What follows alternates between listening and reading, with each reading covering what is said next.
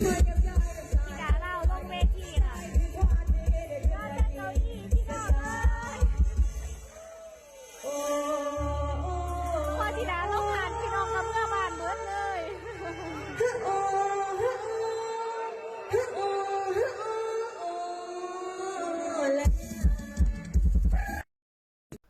เกิดอีหยังขึ้นทิดาลาวลงเวทีคนลอยหนีกลับบ้านเมดมันเป็นอีหยังกันแท้คลิปนี้มีคำตอบทักทายสวัสดี FC แฟนคลับมาพบมาพ่อกันคลิปนี้ต้อง FC ทิดาลาวลูกสาวของพ่อภูศรีวิไลเนาะเรื่องราวที่มันเกิดขึ้นในค่ำคืนที่ผ่านมานี่ดังที่คลิปพวกเจ้าเห็นอยู่ในต้นคลิปเป็นคลิปสั้นๆเสียงน่าจะเป็นแม่เพิ่งเป็นผู้ทายหลังจากตอนที่น้องทิดาลาวขึ้นเทิงเวทีเนาะหรือว่าน้องทิดาลาวยังบ่ทันขึ้นคนจะนั่งอยู่เก้าอี้นั่งอยู่ตังจนเต็มรวมๆแล้วเกือบ4-50ม่องนั่งแล้วคนที่มาฟ้อนอยู่หน้าเวทีบ่ต่ำกว่า20คนเนาะตอนน้องทิดาลาวบ่ทันขึ้นได้หลังจากน้องทิดาลาวขึ้นมาคนแห้งหลายกว่าเก่าคนที่นั่งอยู่ในอาสมในอารามในกุฏิในกุเตอร์ก็มาในอันนั้นก็มาท่านผู้ชมในหอแจกหอเพลนหอสันอยู่ในวัดก็มาโฮมกันอยู่หน้าเวทีพากันเอามาไล่มาคล้องคอให้ทิดาลาวมาคล้องคอให้น้องทิดาลาวก็แสดงไปโอ้หลายเพลงเติมบ่แม่นฮอด5เพลงคุณบ่ท่านผู้ชมคนลุกขึ้นมาฟ้อนอึกกระทึกคึกโคมคนแน่นเอียดคนนั่งอยู่ตังจนแนมบ่เห็นทิดาลาวเลยนะมาไล่ห้อยใส่คอจนฮอดแบบนี้เหลือแต่หน้าผากกันแล้วกับจงบ่ในห้องเพลงเนี่ยมาไล่นี่ปลดออกเป็น3เทื่อแล้วครั้งที่1เต็มแล้วก็ปลดออกไว้ครั้งที่2ก็เต็มแล้วปลดออกไว้นำพอผู้มันมีครั้งที่3ผู้น่าทานผู้ชมแล้วสิ่งที่บ่คิดบ่ฝันมันได้เกิดขึ้นทิดาลาวห้องเพลงจบปึ๊บกล่าวลงจากเวทีแป๊บเดียวและช่วงนั้นยังเป็นแม่เจี๊ยบปาดไอ3สาวได้บ่ห้องต่อบ่เห็นแต่คนที่มายืนเต้นอยู่ทางหน้าเวทีก็คือประมาณ10ปลายกว่าคนกล้องแพนจากหน้าเวทีไปเบิ่งทางขวามือตั้งวางเก้าอี้วางคนบ่อยู่แล้วคนหายไปเบิดแล้วโอ้ยทุกคนเลยอันนี้แหละว่าเป็นอย่างเวลาที่มีคอนเสิร์ตใหญ่ๆคอนเสิร์ตที่สำคัญข้าเจ้าจึงเอาศิลปินคนดังเอาไว้อัดท้ายข้าเจ้าจะให้ผู้มีกระแสน้อยซื้อเสียงน้อยขึ้นก่อนขึ้นไปแล้วประมาณ10 โมง 11 โมงกลางคืนแล้วจึงเอาผู้ดังๆมาขึ้นมาอัดท้ายมันจึงจะเฮ็ดให้สีสันงานนั้นเต็มไปด้วยผู้คนที่รอเบิ่งจนฮอดดึกฮอดเดินนะเขาว่านะ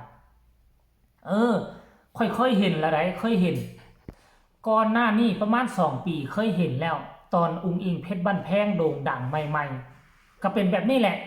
ตอนที่อุ๋งอิงขึ้นมานี่คนเต็มหน้าเวทียืนยัดเยียดเอียดกันตอนอุ๋งอิงบ่ขึ้นนี่หน้าเวทีบ่มี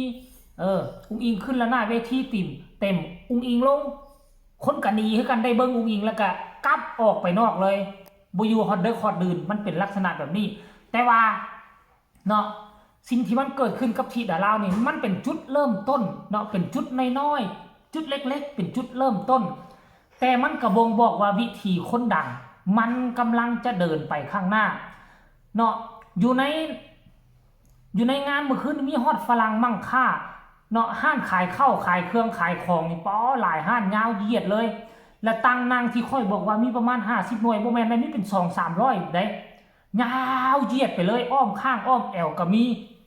แล้วเป็นอย่างขั้นกรณีว่าบ่มีตังบ่มีคนนางตังเขาเอามาแต่ใส่มันแสดงว่าตังนี่มันมีคนนางมาก่อนหน้านี้แล้วคนหายไปใส่เขากลับไปแล้วเขาได้เบิ่งศิลปินที่เขามักเขาได้เบิ่งศิลปินที่มีกระแสเนาะแล้วก็ซุ่มซ้นเขาเจ้าฮู้จักกันดีอันนี้คือความโด่งความดังของทิดาลาวที่มันเกิดขึ้นเป็นกระแสอันแปลกใหม่ที่บ่ค่อยเห็นเนาะในชีวิตของทิดาลาวเฮาก็ได้เห็นแล้วท่านผู้ชมก็บ่คิดบ่ฝันว่ามันจะมีกระแสไวขนาดนี้เนาะท่านผู้ชม FC แฟนคลับหลังจากคลิปนี้ ถึกโพสต์ลงไปเนาะแม่เพิ่งพอผู้เอามาโพสต์แล้วก็เขียนว่าคนไปพร้อมที่ด่าลาวหลังจากนั้นก็มีคนมาคอมเมนต์หลายเลยแหละว่ารอบหน้าให้ที่ด่าลาวอยู่ด้วยบนเวทีนะครับแม่เพิ่งพอแม่หนีหมดแล้วว่าซั่นเด้